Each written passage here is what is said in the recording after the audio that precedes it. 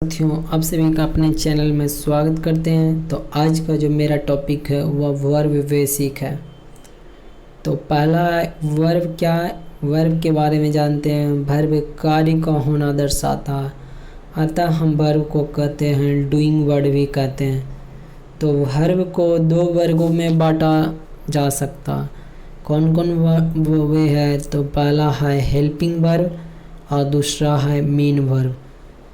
तो helping verb और main verb के बारे में बारी बारी से समझते हैं।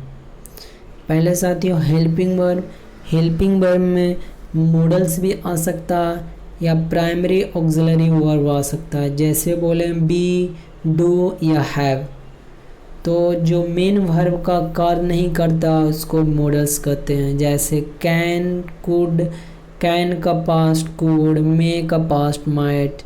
आगे देखते हैं, नोट में इसके बारे में कुछ बताया है कि नीड, डेयर एवं use to marginal auxiliary verb है। कौन कौन? नीड हुआ, डेयर हुआ और यूज टू। और नीड एवं डेयर मॉडल एवं मेन वर्ब दोनों है। नीड और डेयर क्या साथियों? मॉडल भी है और मेन वर्ब भी है, दोनों है। आगे प्राइमरी ऑक्सिलरी वर्ब में कौन कौन आया? Be, do, have. कौन आया? बी आया, डू आया, हैव आया।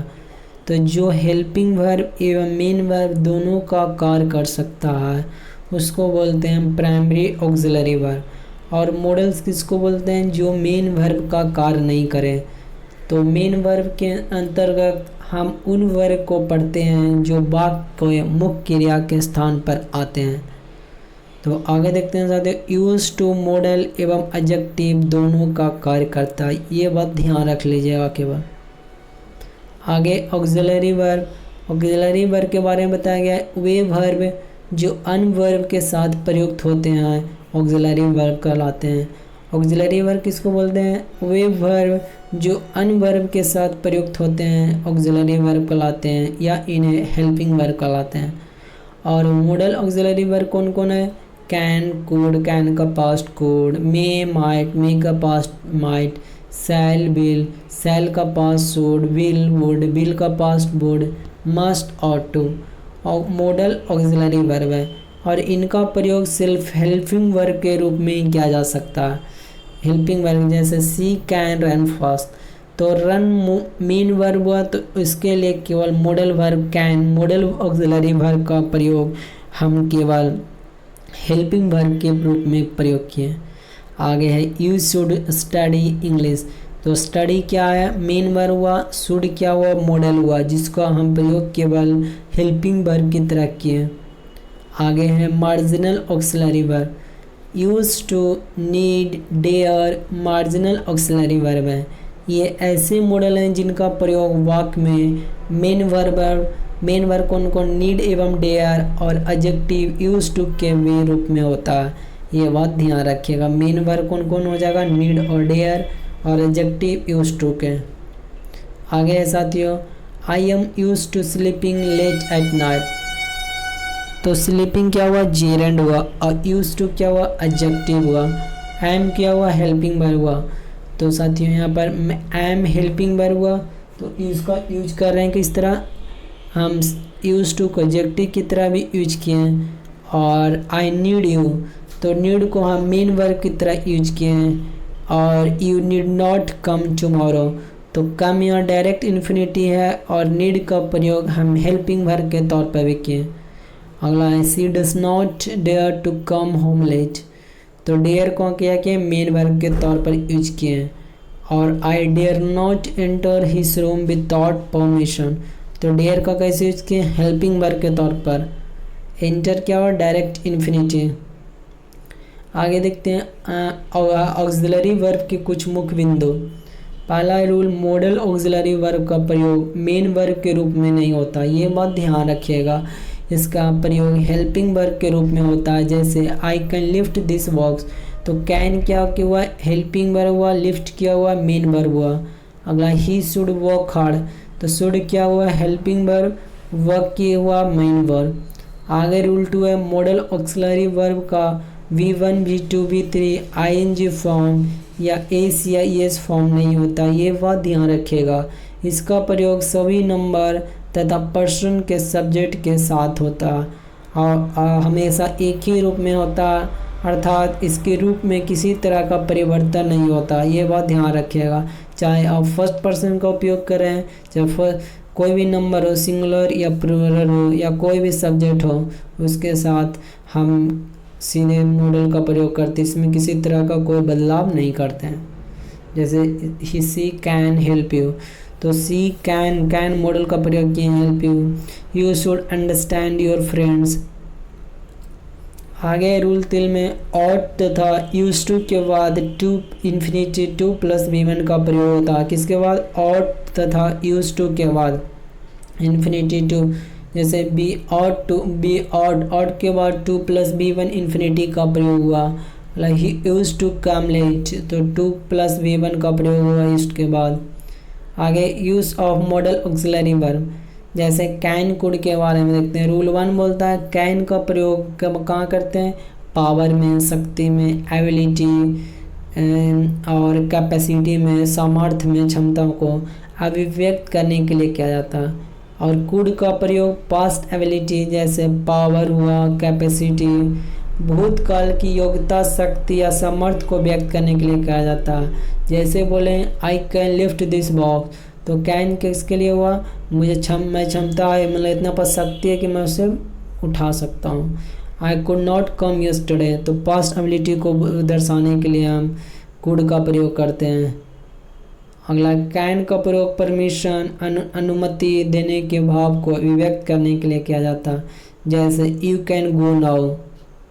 आगे साथियों रूल 3 बोलता है कैन का प्रयोग थियोरेटिकल पॉसिबिलिटी, सैद्धांतिक संभावना को अभिव्यक्ति करने के लिए किया जाता है। जैसे everyone can make a mistake, तो थियोरेटिकल पॉसिबिलिटी, सैद्धांतिक संभावना को अभिव्यक्त करने के लिए हम कैन का प्रयोग करते हैं।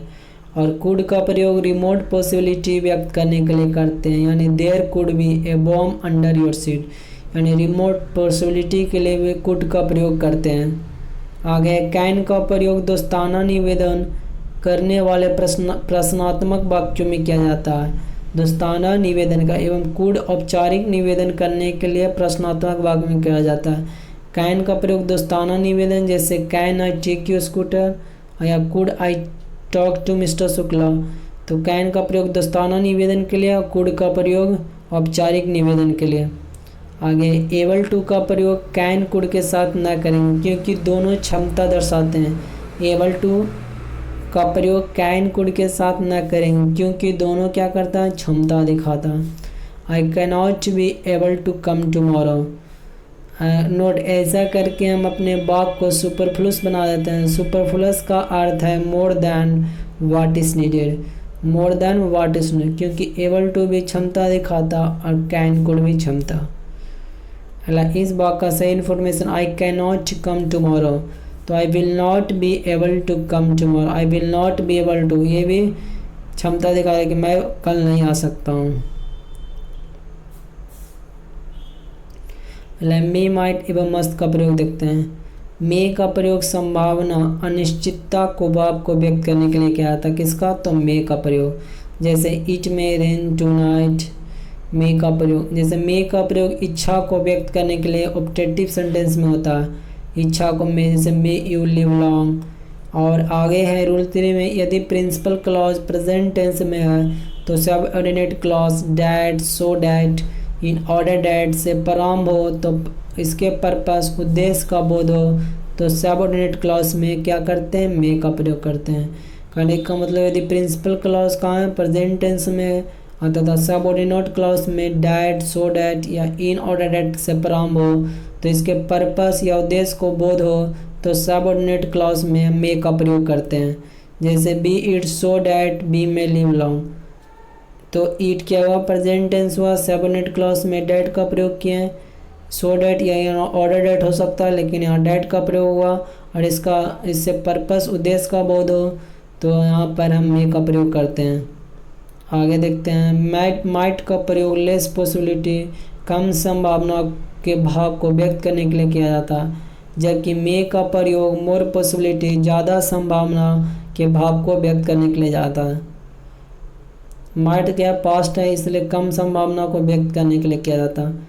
ही might pass the exam but seeing his intelligence I do not much hope. क्या he might pass the exam but seeing his intelligence I do not have much hope. आगे अगर संभावना बहुत अधिक हो तो मस्ट का प्रयोग करते हैं। संभावना क्यों बहुत अधिक हो तो मस्ट का प्रयोग करते हैं। जैसे he stays in 5 star hotel and travel by flight, तो he must be very rich. तो अगर संभावना बहुत अधिक हो तो क्या करते हैं, मस्ट का प्रयोग करते हैं। जो 5 स्टार होटल में रह रहे हैं ट्रैवल बाई फ्लाइट, तो इसलिए वह संभावना है कि वह बहुत क्या अमीर है, इसलिए वहाँ पर मस्ट का प्रयोग किए हैं। आगे मे का प्रयोग सम्मान के साथ निवेदन के लिए प्रश्नात्मक वाक्यों में किया जाता है। जैसे मे आई कम इन सर, तो मे का प्रयोग कहाँ किया, सम्मान के साथ निवेदन करने के लिए प्रश्नात्मक वाक्यों में किया जाता है। आगे नोट में दिख रहा है कि मे एवं माइट के साथ पॉसिबली एवं लाइकली का प्रयोग न करें, क्योंकि दोनों क्या है, संभावना को दर्शाता है। मे एवं माइट के साथ पॉसिबिलिटी एवं लाइकली का प्रयोग नहीं करेंगे, क्योंकि दोनों क्या संभावना को दर्शाता है। जैसे बी में पॉसिबिलिटी कम टुमारो, तो यहाँ पॉसिबिलिटी को हटा दीजिए, क्योंकि दोनों क्या संभावना को दर्शा रहा है। तो बी में कम टुमारो, मतलब he will possibly come tomorrow, ये भी लिख सकते हैं, लेकिन दोनों एक साथ नहीं हो। आगे शैल विल, रूल 1 बोलता है शैल का प्रयोग फर्स्ट पर्सन के सब्जेक्ट आई वी के साथ फ्यूचर के किसी कार्य को व्यक्त करने के लिए किया जाता है, और वाकई सब्जेक्ट के साथ हम विल का प्रयोग करेंगे। जैसे I shall go to college tomorrow and he will come too. जैसे शैल का प्रयोग कहाँ किए हैं, फर्स्ट पर्सन के सब्जेक्ट आई वी, आई या बी के साथ फ्यूचर के किसी कार्य को व्यक्त करने के लिए किया जाता है। फ्यूचर जैसे I shall go to college tomorrow future में, and he will come with me. तो फ्यूचर के कार्य को व्यक्त करने के लिए शैल का प्रयोग फर्स्ट पर्सन के सब्जेक्ट आई वी के साथ करते हैं, और बाकी के साथ हम विल का प्रयोग करते हैं। मॉडर्न इंग्लिश में हम आई एवं बी के साथ विल का प्रयोग कर सकते हैं, जो अब स्वीकार, लेकिन इंट्रोगेटिव सेंटेंस में अब भी आई एवं बी के साथ शैल का प्रयोग नहीं करते हैं। जैसे विल आई गो नहीं लिखेंगे, शैल आई गो ही लिखेंगे। अगला शैल का प्रयोग सेकंड पर्सन के सब्जेक्ट यू तथा थर्ड पर्सन के सब्जेक्ट ही सी इट के दे के साथ कमांड, आदेश या प्रोमिस, वादा, थ्रेट, धमकी, डिटर्मिनेशन, दृढ़ संकल्प, कंपल्सन, अनिवार्यता एवं एडवाइस, सलाह को व्यक्त करने के लिए किया जाता है। शैल का प्रयोग सेकंड पर्सन के सब्जेक्ट यू तथा थर्ड पर्सन के सब्जेक्ट, इसी प्रकार के वाक्यों में विल का प्रयोग आई एवं बी के साथ होता है। ये बात ध्यान रखिएगा कि शैल का प्रयोग सेकंड पर्सन के सब्जेक्ट यू तथा थर्ड पर्सन के सब्जेक्ट ही सी इट के साथ कैसे, तो कमांड के सेंस में, प्रोमिस के सेंस में, थ्रेट के सेंस में, और डिटर्मिनेशन, दृढ़ संकल्प या कंपल्सन, अनिवार्यता एवं एडवाइस, सलाह को व्यक्त करने के लिए किया जाता है। इसी प्रकार के वाक्य में विल का प्रयोग आई एवं बी के साथ होता है। कमांड में बोले you shall leave the room at once, आदेश दे रहा है, कि प्रोमिस में, प्रतिज्ञा या वादा में यू शैल बी अवॉर्डेड या I will help you what they में।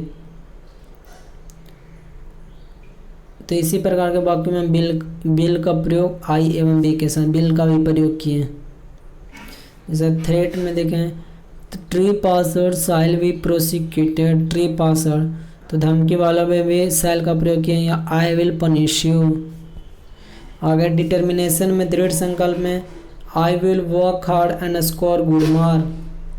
मतलब कंपल्सन में, अनिवार्यता के सेंस में you shall be here for the meet, shall का प्रयोग किए हैं, I will have to finish this work.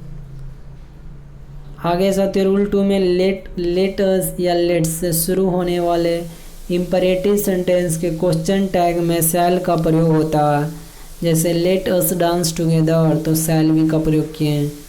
आगे शैल का प्रयोग सजेशन, सुझावों को व्यक्त करने वाले इंट्रोगेटिव सेंटेंस में फर्स्ट पर्सन के सब्जेक्ट के साथ होता है। जैसे shall we talk to the management, तो शैल का प्रयोग किए फर्स्ट पर्सन के सब्जेक्ट के अनुसार। अगला शैल एवं विल का प्रयोग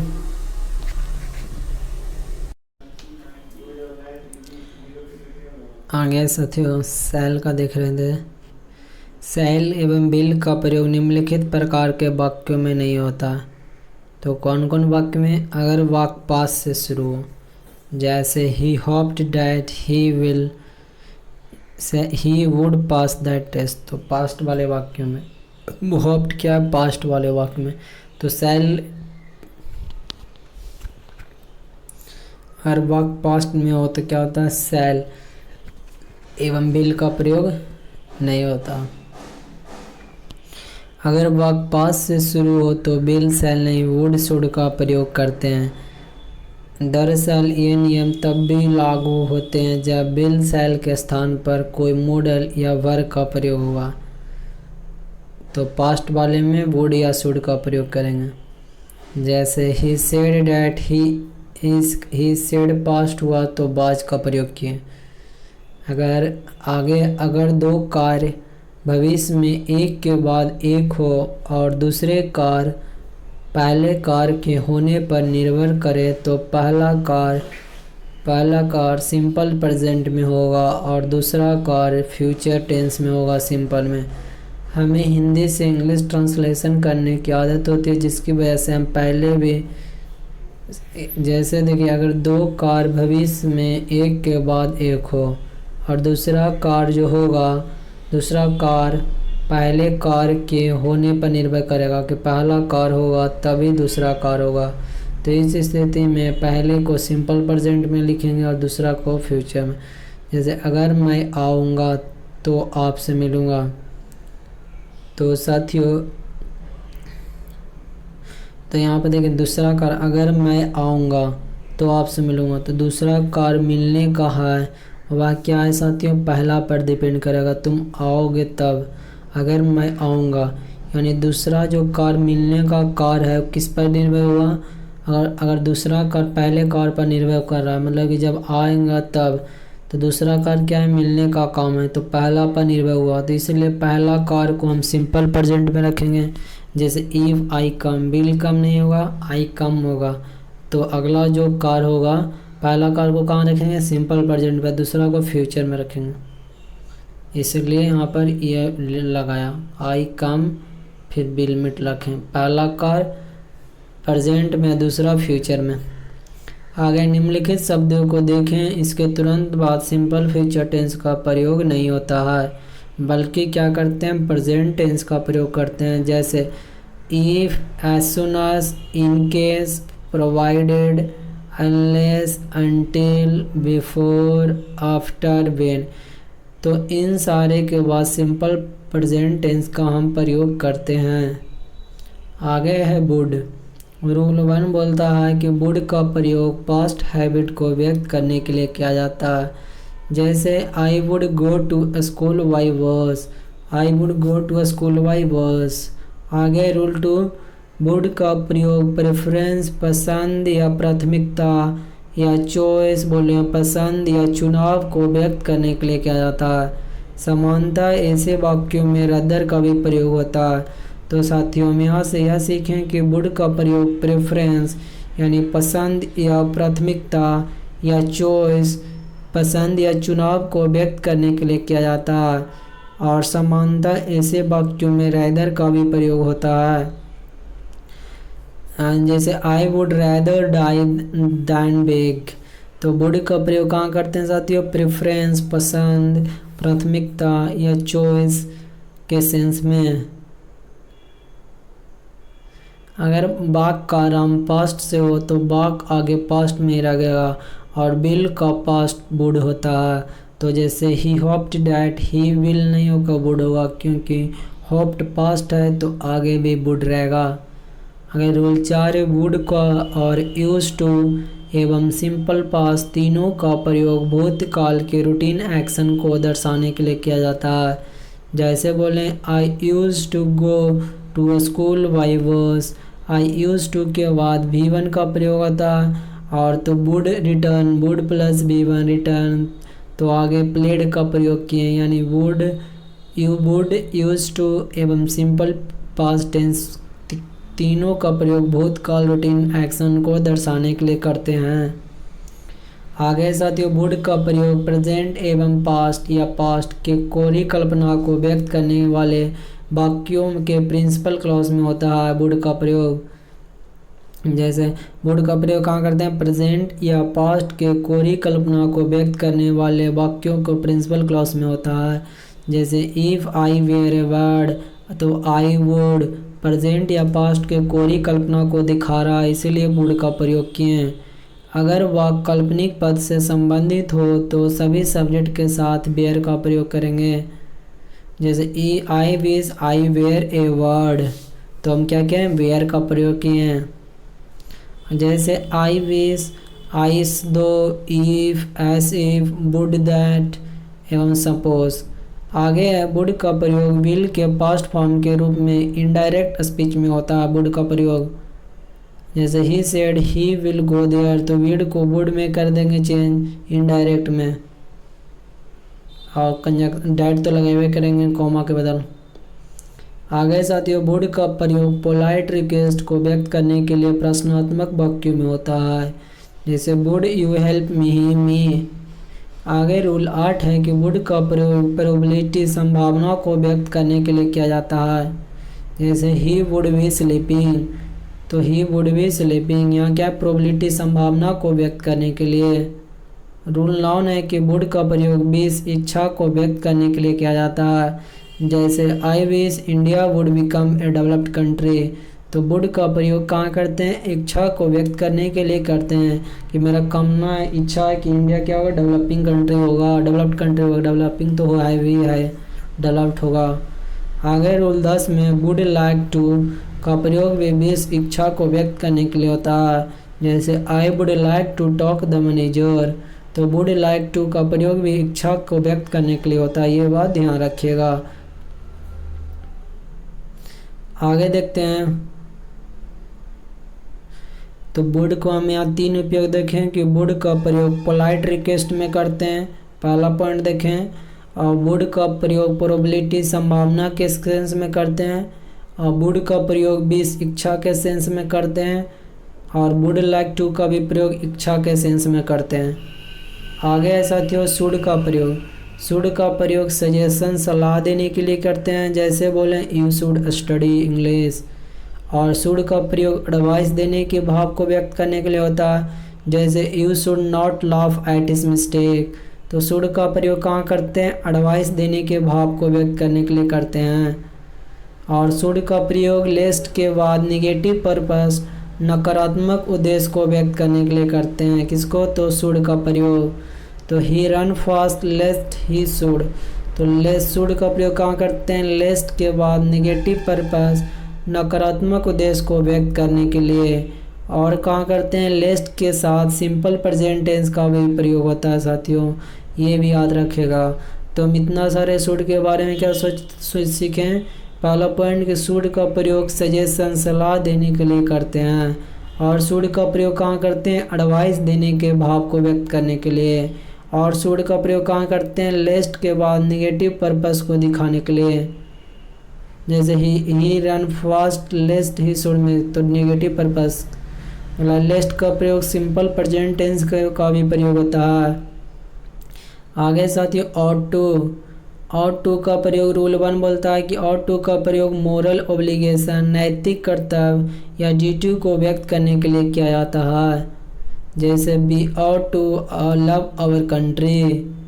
और साथियों मस्ट का प्रयोग कंपल्सन बाध्यता को व्यक्त करने के लिए होता है। मस्ट का प्रयोग जैसे कैंडिडेट मस्ट राइट इन इंक, तो बाध्यता को प्रयोग करने के लिए हम मस्ट का प्रयोग करते हैं।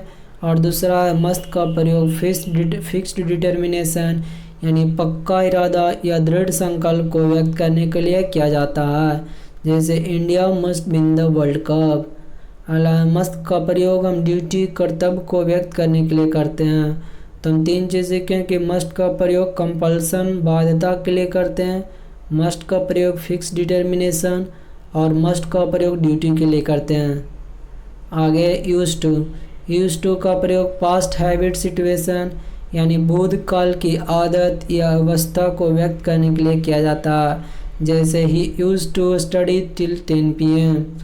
आगे साथियों यूज टू और यूसेज टू का प्रयोग प्रेजेंट रूटीन एक्शन को व्यक्त करने के लिए नहीं होता। किसका यूज टू और यूसेज टू का प्रयोग प्रेजेंट रूटीन एक्शन को व्यक्त करने के लिए नहीं होता, बल्कि क्या होता है साथियों, प्रेजेंट रूटीन एक्शन को व्यक्त करने के लिए प्रेजेंट टेंस का प्रयोग होता है। यूज टू और यूसेज टू का प्रयोग क्या करते हैं, यहाँ पर देखें यूज टू का प्रयोग पास्ट हैबिट या सिचुएशन भूतकाल की आदत या अवस्था को व्यक्त करने के लिए किया जाता है। यहाँ क्या देखें यूज टू और यूसेज टू का प्रयोग प्रेजेंट रूटीन एक्शन को व्यक्त करने के लिए नहीं होता, बल्कि क्या होता है, प्रेजेंट रूटीन एक्शन को केवल व्यक्त करने के लिए सिंपल प्रेजेंट टेंस का प्रयोग करते हैं। जैसे he usage to study till 10 PM and then goes to bed. तो यूसेज टू का प्रयोग हम प्रेजेंट टेंस के लिए करते हैं, तो ये स्टडीज होगा till 10 PM and then goes to bed. तो हम प्रेजेंट एक्शन को व्यक्त करने के लिए हम सिंपल प्रेजेंट टेंस का प्रयोग करते हैं। आगे साथियों यूज टू का प्रयोग अफर्मेटिव, निगेटिव तथा इंट्रोगेटिव सेंटेंस में इस प्रकार होता है। अफर्मेटिव में बोले he use to come here, he use to come here. For negative में he use not to come here, negative में he did not use to come here. Interrogative में बोले तो used he to come here या did he use to come here. आगे note में साथियों verb plus use to के बाद V1 प्लस ING का प्रयोग होता है और ये हैबिचुअल एक्शन को दिखाता है। तो ये बात सीखें कि वर्ब के बाद यूज टू का बाद हम V4 का प्रयोग करते हैं। तो I am use to getting, ये बात सही है, वर्ब यूज टू के बाद हम V4 का प्रयोग करें। आगे है कई वर्ब एडजेक्टिव फ्रेज के बाद टू का प्रयोग होता है और टू के बाद V1 का प्रयोग नहीं होकर V4 का प्रयोग करते हैं। तो यहाँ बात क्या सीखें कि वर्ब प्लस यूज टू के बाद V4 का प्रयोग करते हैं। किसके बाद, वर्ब प्लस यूज टू के बाद V4 का प्रयोग करते हैं। और वर्ब प्लस वर्ब हो या एडजेक्टिव हो या फ्रेज के बाद टू का प्रयोग होता है और यहाँ टू के बाद V1 का प्रयोग होगा, नहीं कि V4 का। जैसे be use to accustom to, averse to, with a view to, addicted to, devoted to, in addition to, look forward to, object to, owing to, given to, taken to, prone to, ये सारे के बाद V4 का प्रयोग करते हैं। जैसे he is addicted to, किसके बाद be used to, accustomed to, averse to, with a view to, addicted to, devoted to, in addition to, look forward to, object to, owing to, given to, taken to, prone to, ये सारे के बाद V4 का प्रयोग करते हैं। आगे साथियों नीड एंड डेयर। तो डेयर का दुस्साहस व्यक्त करता है और नीड ज़रूरत को। तो नीड, डेयर तथा नीड का प्रयोग मेन वर्ब एवं मॉडल दोनों ही रूप में होता है, ये बात ध्यान रखिएगा, डेयर एवं नीड का प्रयोग। जैसे ही नीड्स मी, तो नीड्स क्या हुआ, मेन वर्ब हुआ। She does not dare to go, तो डेयर क्या हुआ, मेन वर्ब हुआ। यू नीड नॉट कम, तो नीड क्या हुआ, मॉडल हुआ। आगे साथियों नीड एवं डेयर का प्रयोग मॉडल के रूप में पॉजिटिव वाक्यों में नहीं होता है। जैसे आई नीड हेल्प हिम, तो नीड मेन वर्ब के रूप में यूज होगा, यहाँ हेल्प यहाँ मॉडल के रूप में नहीं यूज होगा, टू हेल्प हिम। तो ऊपर क्या देखें, नीड एवं डेयर का प्रयोग मेन वर्ब एवं मॉडल दोनों के तौर पर हुआ और नीचे देख रहे हैं नीड एवं डेयर का प्रयोग मॉडल के रूप में पॉजिटिव वाक्य में नहीं होता, ये बात ध्यान रखिएगा।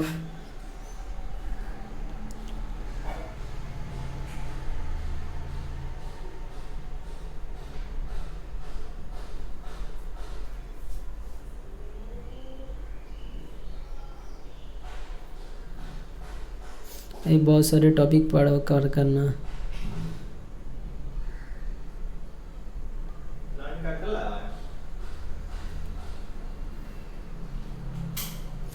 आगे देखते हैं अगर डेयर एवं नीड का प्रयोग पॉजिटिव वाक्य में हो तो उसके बाद टू प्लस भी1 का प्रयोग होता है। क्या बोलते हैं साथियों, अगर डेयर एवं नीड का प्रयोग पॉजिटिव वाक्य में हो तो उसके बाद टू प्लस भी1 का प्रयोग होता है। जैसे he needs to work hard, तो डेयर नीड का प्रयोग पॉजिटिव वाक्य में हुआ तो उसके बाद टू प्लस भी1 का प्रयोग होगा। जैसे he will not dare to come, अगर नीड एवं डेयर का प्रयोग हेल्पिंग वर्ब के रूप में निगेटिव वाक्य में हो तो नीड एवं डेयर का प्रयोग टू के बाद टू का प्रयोग नहीं होता जब निगेटिव वाक्य हो। जैसे I need not come tomorrow, he dare not cheat anyone. आगे निवेदन करने के लिए निम्नलिखित मॉडल का प्रयोग करते हैं। कैन का यूज़ करते हैं फ्रेंडली रिक्वेस्ट का, जैसे can I take your bike.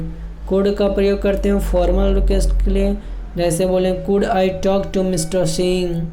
मी का प्रयोग करते हैं रिक्वेस्ट विथ रिस्पेक्ट के लिए, जैसे मी आई कम इन सर। आगे वुड पोलाइट का रिक्वेस्ट यूज़ करते हैं पोलाइट रिक्वेस्ट के लिए, जैसे would you help me sir, would you help me, ये पूछ सकते हैं। आगे विभिन्न काल एवं वॉइस में मॉडल्स अलग अलग फॉर्मूला में व्यक्त होते हैं। नीचे दिए गए सारणी का प्रयोग करेंगे। जैसे इन्फिनिटिव में एक्टिव में मॉडल का प्रयोग हम इस तरह कुछ करते हैं। पहले लिखते हैं सब्जेक्ट, फिर मॉडल, फिर प्लस भी1 प्लस ऑब्जेक्ट। लेकिन पैसिव के सेंस में हम पहले ऑब्जेक्ट लिखते हैं, उसके बाद मॉडल लिखते हैं, उसके बाद बी लिखते हैं, तब भी3 लिखते हैं, तब बाई लिखते हैं, प्लस सब्जेक्ट लिखते हैं। और कंटिन्यूअस में हम एक्टिव वॉइस में कुछ इस तरह मॉडल का यूज करते हैं। सब्जेक्ट के बाद मॉडल का प्रयोग करते हैं, उसके बाद बी का प्रयोग करते हैं, उसके बाद भी1 का प्रयोग करते हैं, भी4 का प्रयोग करते हैं, भी1 प्लस आईएनजी फॉर्म का प्रयोग करते हैं, और फिर उसके बाद ऑब्जेक्ट का प्रयोग करते हैं। लेकिन पैसिव वॉइस में ऐसा नहीं हुआ है, कुछ भी नहीं हुआ है, उसको नहीं लिख सकते हैं। और परफेक्ट वाले वाक्यों में एक्टिव वॉइस में हम कुछ इस तरह लिखते हैं। पहले सब्जेक्ट लिखेंगे, फिर मॉडल लिखेंगे, फिर हैव लिखेंगे, फिर भी3 लिखेंगे, फिर ऑब्जेक्ट लिखेंगे। और पैसिव वॉइस वाले वाक्यों में पहले ऑब्जेक्ट होगा, फिर मॉडल होगा, हैव होगा, प्लस बीन होगा, प्लस भी3 होगा, फिर वाई होगा, प्लस सब्जेक्ट होगा। अब परफेक्ट कंटिन्यूअस के वाक्यों में साथियों कुछ इस तरह होगा, सब्जेक्ट होगा, प्लस मॉडल होगा, प्लस हैव, प्लस बीन होगा, प्लस भी4 होगा, फिर ऑब्जेक्ट होगा, और उसके बाद प्लस 4 या सिंस होगा, प्लस टाइम होगा एक्टिव वाले वाक्य में। आगे साथियों ऊपर दिए गए सभी फार्मूला को देखें तो आप कह पाएंगे कि मॉडल के तुरंत बाद वर्ब का भी1 का प्रयोग होता है। ऊपर दिए गए एक्टिव वॉइस के आधार पर हम यही निष्कर्ष निकालें। और मॉडल्स का परफेक्ट में नीचे दिए गए फार्मूला में देखें तो आप उसका विशेष अर्थ भी उदाहरण में देखेंगे। जैसे subject plus modals plus have plus भी3 प्लस ऑब्जेक्ट परफेक्ट वाले वाक्यों को देख रहे हैं। तो कई बार जब हम मॉडल्स प्लस हैव प्लस भी3 का प्रयोग करते हैं, जैसे should have come, would have come, need not have seen, तो वाक्य में छिपा हुआ अर्थ भी होता है जो वाक्य के अर्थ का विपरीत होता है। जैसे I could score good mark, तो मीनिंग है आई हैड द एबिलिटी, मतलब कि कर सकता है, क्षमता है उसके पास। आगे I could have score good mark, इसका meaning I didn't score though I had the ability. I could have score the good mark, जैसे I could score good marks, तो इसका मतलब एबिलिटी है।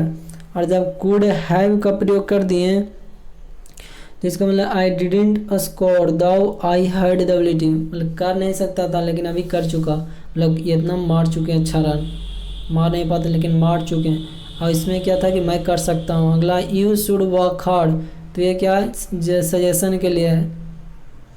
आगे you should have work hard, जैसे should work hard और have लग गया तो इसका मतलब यू डिडंट है, आपके पास था नहीं लेकिन कर, मतलब आप वर्क हार्ड नहीं कर सकते थे। अगला है primary auxiliary verb. Primary auxiliary verb do, have, be primary auxiliary verb है। इन वर्ब का प्रयोग मेन वर्ब एवं हेल्पिंग वर्ब दोनों ही रूप में किए जा सकते हैं। डू का जो फॉर्म है कुछ इस तरह है, डू डस भी1 में हुआ, डिड हुआ भी2 में हुआ, डन हुआ भी3 में। जैसे आई डू माई होमवर्क, तो डू हुआ main verb, I did not know him, तो डिड हुआ हेल्पिंग वर्ब, नो हुआ मेन वर्ब। तो हैव का प्रयोग फॉर्म कुछ इस प्रकार है, जैसे देखिए हैश है V1 में हुआ, हैड हुआ V2 में और हैड भी V3 में हुआ।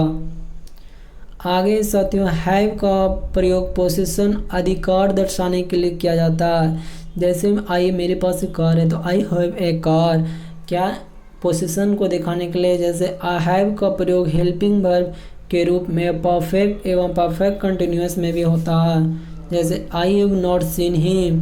तो हैव का प्रयोग कहाँ करते हैं, परफेक्ट एवं परफेक्ट कंटिन्यूअस टेंस में भी।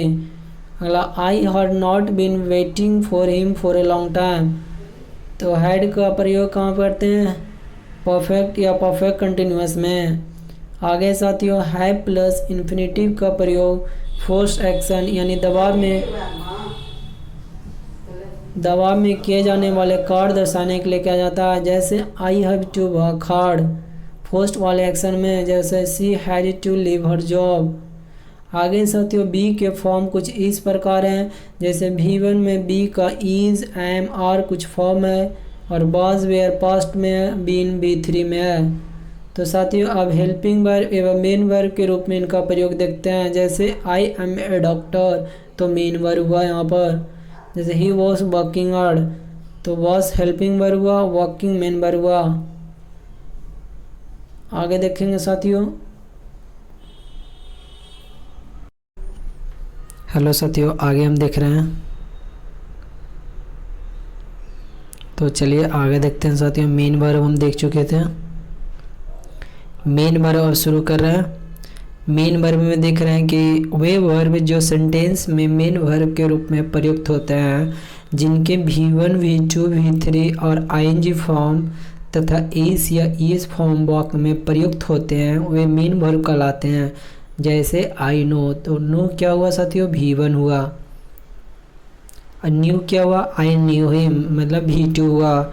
आई हैव नोन तो यहाँ क्या पास्ट परफेक्ट हुआ, प्रेजेंट परफेक्ट हुआ, सॉरी साथियों।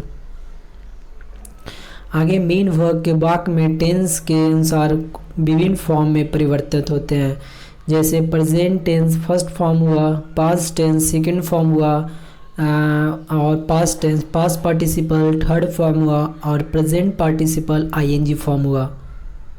इसे प्रेजेंट पार्टिसिपल को हम जेडन बोलते हैं और पास्ट पार्टिसिपल को पास्ट पार्टिसिपल हुआ पार्टिसिपल ही है। आप ग्रुप 1 में देखते हैं प्रेजेंट में फर्स्ट फॉर्म में और पास्ट में सेकंड फॉर्म में और पास्ट पार्टिसिपल थर्ड फॉर्म में और ING फॉर्म में देखते हैं और एस या एस फॉर्म में देखते हैं। अराइज कहें तो उठना के सेंस हुआ और अरोज किए तो सेकंड फॉर्म हुआ। इसका राइसेन एक बार पढ़ेंगे, अराइजन हुआ, फिर अराइजिंग हुआ और अराइसिस हुआ। अराइसिस क्या हुआ, एस या एस फॉर्म वाला, अराइजिंग हुआ ING फॉर्म वाला और पास्ट पार्टिसिपल हुआ थर्ड फॉर्म। अगला साथियों अवेक, अवेक मतलब जागना, अवेक का अवोक, अवेकेन, अवेकिंग, अवेक्स। अगला बी मतलब होना, तो बी का बाज, वेयर, बीन हुआ पास्ट पार्टिसिपल, बीइंग हुआ ING फॉर्म और इज वाज हुआ एस या एस फॉर्म। अगला बी और बियर मतलब जन्म देना, born, bearing, bears, bear BEAR bear मतलब सहन करना। इसका बोर्न, बियरिंग, बियर्स। अगला बिकम मतलब बनना, बिकम मतलब क्या था साथियों, बनना।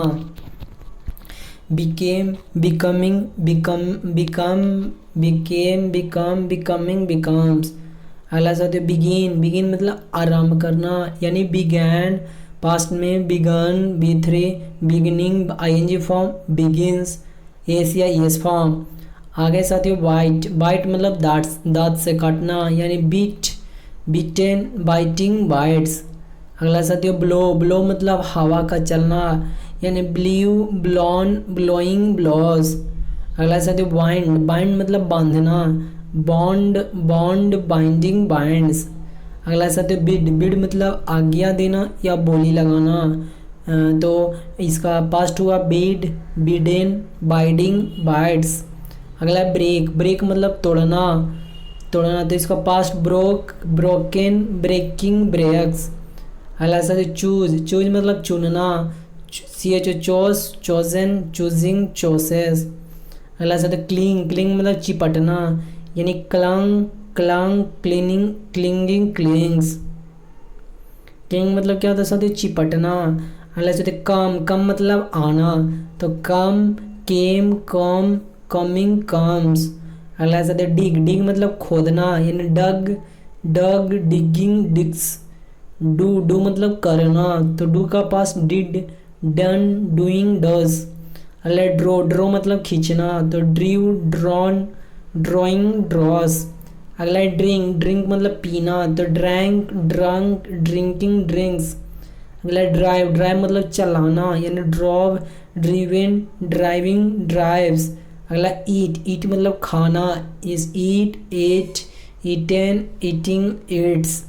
अगला फॉल, फॉल मतलब गिरना, यानी फेल, फॉलन, फॉलिंग, फॉल्स।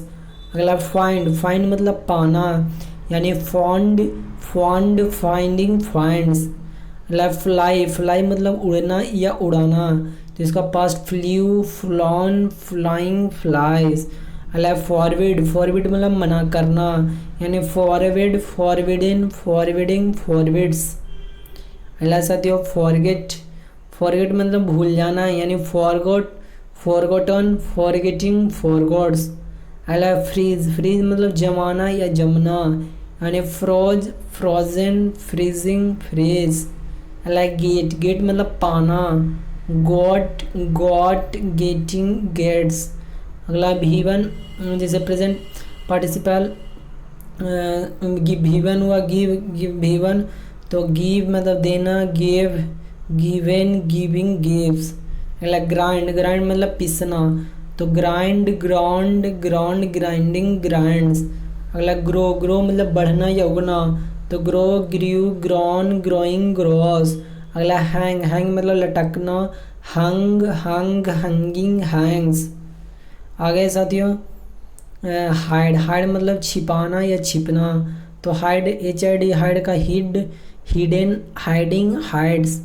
अगला होल्ड, होल्ड मतलब थामना, हेल्ड, हेल्ड, होल्डिंग, होल्ड्स।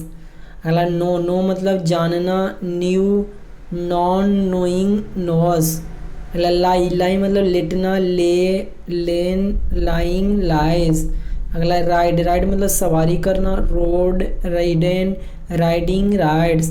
अगला रिंग, रिंग मतलब बजना या बजाना, रैंग, रंग, रिंगिंग, रिंग्स। अगला राइस, राइस मतलब उठना या उगना, रोज, राइजन, राइसिंग, राइसेस। अगला सी, सी मतलब देखना, सो, सीन, सीइंग, सीस। अगला साथियों सेक, सेक मतलब हिलाना, यानी सुक, सेकेंड, सेकिंग, सेक्स। अगला साइन, साइन मतलब चमकना, सॉन, सॉन, साइनिंग, साइंस। अगला शूट, शूट मतलब फोटो निकालना या गोली मारना, ऐसे छोटे शॉट, शॉट, शूटिंग, शॉट्स। अगला श्रिंक, श्रिंक मतलब सिकुड़ना, श्रैंक, श्रंग, श्रिंकिंग, श्रिंग्स।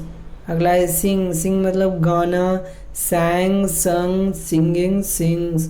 अगला है सिंग, सिंग मतलब डूबना, सैंग, संग, सिंगिंग, सिंग्स। अगला है सीट मतलब बैठना, सैट, सैट, सिटिंग, सीट्स। अगला स्ले, स्ले मतलब बध करना, यानी स्ल्यू, स्लेन, स्लेइंग, स्लेस।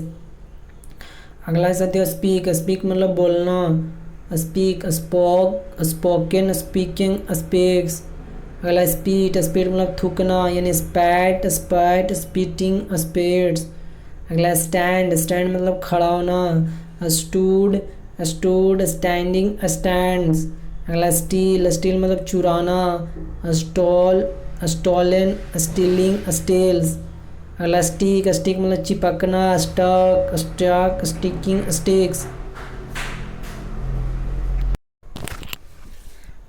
चलो साथियों आगे हम देख रहे हैं, हम यहाँ तक देख लिए थे। सिंक, सिंक मतलब क्या होता है डूबना, सिंक, सैंक, संग, सिंकिंग, सिंकिंग, सिंक्स। अगला सीट, सीट मतलब क्या होता है बैठना, सीट मतलब क्या होता है बैठना, तो सीट्स क्या होता है, सीट, सीट मतलब बैठना, sit, sat, sat, sitting, sits. अगला स्ले, स्ले मतलब क्या होता है वध करना, यानी स्लेव, स्लेन, स्लेइंग, स्लेस। अगला स्पीक, स्पीक मतलब क्या होता है बोलना, speak, spoke, spoken, speaking, speaks. अगला स्पीट, स्पीट मतलब क्या होता है थूकना, यानी स्पीट, स्पैट, स्पैट, स्पीटिंग, स्पीट्स। अगला स्टैंड, स्टैंड मतलब खड़ा होना, stand, stood, stood, stood, standing, stands. आगे से होते स्टील, स्टील मतलब चुराना, steal, stole, stolen, stealing, steals.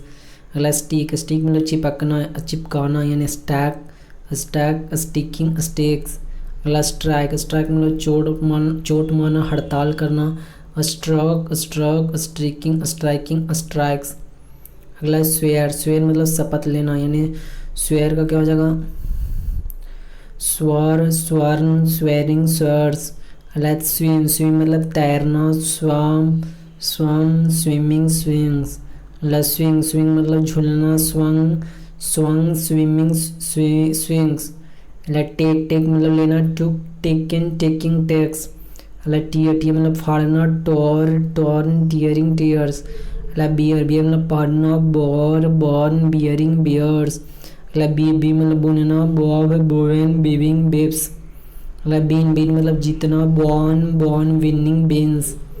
अगला वाइंड, बाइंड मतलब चाबी लगाना, wind, wound, wound, winding, binds. अगला राइट, राइट मतलब लिखना, रोड, रिटेन, राइटिंग, राइट्स। अगला रिंग, WRING, रिंग मतलब निचोड़ना, रंग, रंग, रिंगिंग, रिंग्स। अगला ग्रुप 2 में नीचे दिए गए वर्ब सेकंड फॉर्म में वर्ब सेकंड फॉर्म और थर्ड फॉर्म एक जैसा है।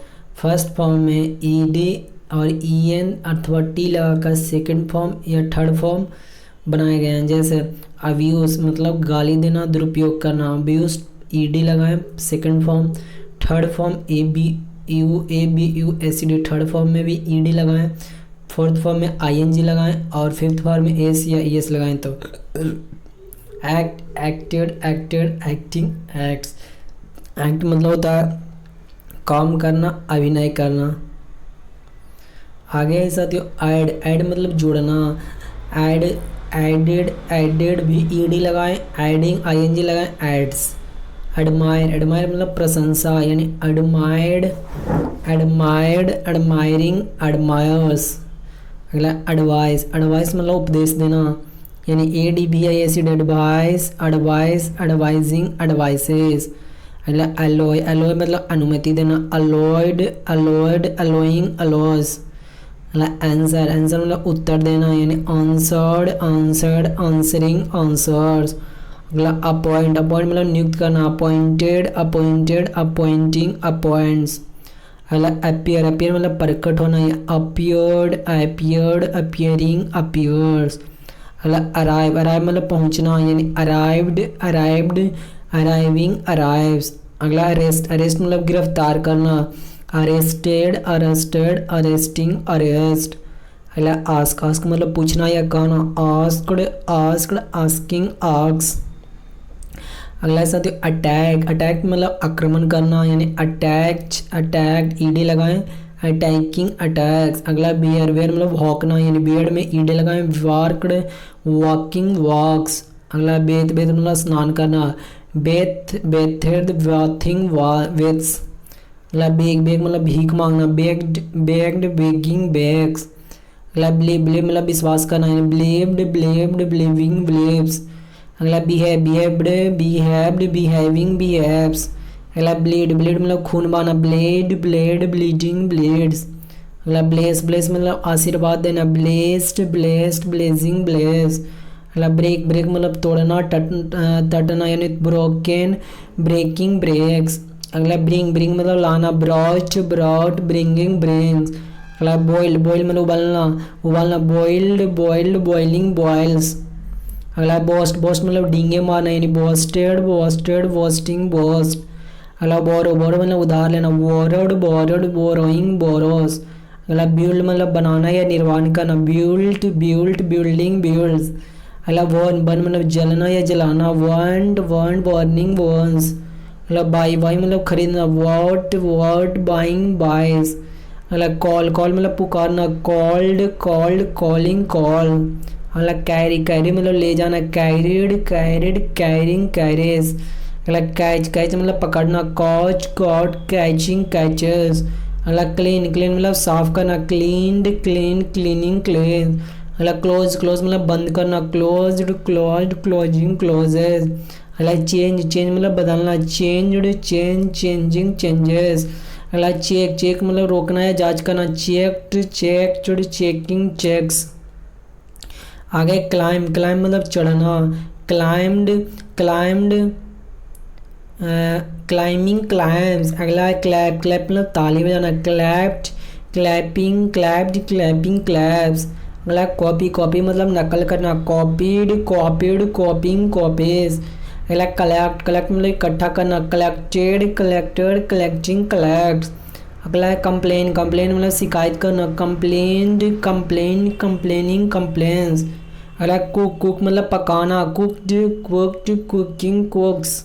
अगला काउंट, काउंट मतलब काउंटेड मतलब गिनना, काउंटेड काउंटेड काउंटिंग काउंट्स। अगला कंफ्यूज मतलब उलझन में डाल देना, कंफ्यूज्ड कंफ्यूज्ड कंफ्यूजिंग कंफ्यूजेस। आगे साथियों कंसल्ट, कंसल्ट मतलब सलाह देना, कंसल्टेड कंसल्टेड कंसल्टिंग कंसल्ट। अलग कवर, कवर मतलब ढकना, कवर्ड कवर्ड कवरिंग कवर्ड। अलग क्रो मतलब वाग लगाना, क्रॉड क्रॉड क्रोइंग क्रॉस। अलग क्रॉस, क्रॉस मतलब पार करना, क्रॉस्ड क्रॉस्ड क्रॉसिंग क्रॉसेस। अलग क्रीप, क्रीप मतलब रेंगना, क्रेप्ड क्रेप्ड क्रीपिंग क्रेप्स। अलग क्राई, क्राई मतलब चिल्लाना, क्राइड क्राइड क्राइंग क्राइज। अलग डेकोरेट मतलब सजाना, डेकोरेटेड डेकोरेटेड डेकोरेटिंग डेकोरेट्स। अलग डांस, डांस मतलब नाचना यानी डांस्ड डांस डांसिंग डांसेस। अलग डिसीव, डिसीव मतलब धोखा देना, डिसीव्ड डिसीव्ड डिसीविंग डिसीव्स। अगला साथियों डिफीट, डिफीट मतलब हराना, डिफीटेड डिफीटेड ईडी लगा रहे हैं, डिफीटिंग आईएनजी डिफीट्स एस लगा रहे हैं। डिसाइड मतलब निर्णय करना, डिसाइडेड डिसाइडेड डिसाइडिंग डिसाइड्स। आगे साथियों डिसायर, डिसायर मतलब इच्छा करना यानी डिजाइड डिजाइड डिजायरिंग डिसायर्स। अगला डिस्कवर, डिस्कवर मतलब खोज करना यानी डिस्कवर्ड डिस्कवर्ड डिस्कवरिंग डिस्कवर्स। अगला डीप, डीप मतलब डुबोना यानी डीप्ड डीप्ड ईडी लगाएं, डिपिंग आईएनजी लगाएं, डिप्स एस लगाएं। अगला डाई, डाई मतलब मरना, डाइड डाइड डाइंग डाइज। अगला डिवाइड, डिवाइड मतलब बांटना, डिवाइडेड डिवाइडेड डिवाइडिंग डिवाइड्स। अगला ड्रीम, ड्रीम मतलब स्वप्न देखना, ड्रीम्ड ड्रीम ड्रीमिंग ड्रीम्स। अगला ड्राई, ड्राई मतलब सूखना या सुखाना, ड्राइड ड्राइड ड्राइंग ड्राइज। अगला ड्रोन, ड्रोन मतलब डुबाना, ड्रोन ड्रोन ड्राइंग ड्रोन्स। अगला डाई, डाई मतलब रंगना, dyed D Y E D dyed ED लगाएं B2 B3 में, DYEING ING लगाएं डाइज। अगला अर्न, अर्न मतलब कमाना, अर्नड एंड अर्निंग अर्न्स। अगला इंटर, इंटर मतलब प्रवेश करना, इंटर्ड इंटर्ड इंटरिंग एंट्रेंस। अगला एम्प्लॉय मतलब काम पर रखना यानी एम्प्लॉयड एम्प्लॉयड एम्प्लॉइंग एम्प्लॉयज। आगे साथियों एक्सप्लेन, एक्सप्लेन मतलब समझना, एक्सप्लेन्ड एक्सप्लेन्ड एक्सप्लेनिंग एक्सप्लेन्स। अगला फेस, फेस मतलब सामना करना, फेस्ड फेस फेसिंग फेसेस। अगला फेल, फेल मतलब असफल होना, फेल्ड फेल्ड फेलिंग फेल्स। अगला फियर, फियर मतलब डरना, फियर्ड फियर्ड फियरिंग फियर्स। अगला फीड, फीड मतलब खिलाना, फेड फेड फीडिंग फीड्स। अगला फील, फील मतलब महसूस या अनुभव करना, फेल्ड फेल्ड फीलिंग फेल्स। अगला फेल, फेल मतलब गिराना, फेल्ड फेल्ड फीलिंग फेल्स। अगला फ्ली, फ्ली मतलब भागना, फ्लेड फ्लेड फ्लिंग फ्लेस। अगला फाइट, फाइट मतलब लड़ना, फॉट फॉट फाइटिंग फाइट्स। अगला फिनिश, फिनिश मतलब समाप्त करना, फिनिश्ड फिनिश्ड फिनिशिंग फिनिशेस। अगला फाइन, फाइन मतलब जुर्माना लगाना, fined fined finding fining fines. अगला फ्लोट, फ्लोट मतलब तरना सतह पर, फ्लोटेड फ्लोटेड फ्लोटिंग फ्लोट्स। अगला ग्रेज, ग्रेज मतलब चरना, ग्रेज्ड ग्रेज्ड ग्रेजिंग ग्रेजेस। आगे साथियों गैदर, गैदर मतलब इकट्ठा होना या इकट्ठा करना, गैदर्ड गैदर्ड गैदरिंग गैदर्स।